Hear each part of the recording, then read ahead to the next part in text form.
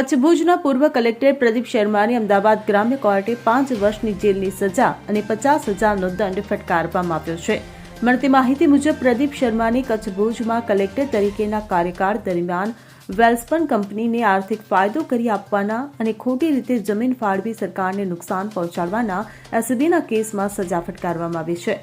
મહત્વનું છે કે સરકારી અધિકારી તરીકે સત્તાના દુરુપયોગ કરીને ભ્રષ્ટાચાર આચરનાર પ્રદીપ શર્મા સામે ગ્રામ્ય સેશન્સ કોર્ટમાં 3 કેસ ચાલતા હતા, જેમાંથી ગઈકાલે તેમને વેલ્સપન કંપનીને આર્થિક ફાયદો કરી આપવાના અને ખોટી રીતે જમીન ફાળવી સરકારને નુકસાન પહોંચાડવાના એસીબીના કેસમાં દોષિત જાહેર કરવામાં આવ્યા હતા। કોર્ટે પ્રદીપ શર્માને 5 વર્ષની સજા અને કુલ ₹75,000નો દંડ કર્યો છે। આ સાથે કોર્ટે એમ પણ કહ્યું છે કે આરોપી દંડ નહીં ભરે તો અનુક્રમે વધુ 3 અને 1 મહિનાની સજા થશે। Bureau report CN24 news.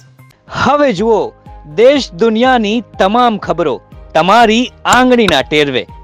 ઉઠાવો મોબાઈલ અને Google Play Store પરથી ડાઉનલોડ કરો અમારી CN24 ન્યૂઝ મોબાઈલ એપ।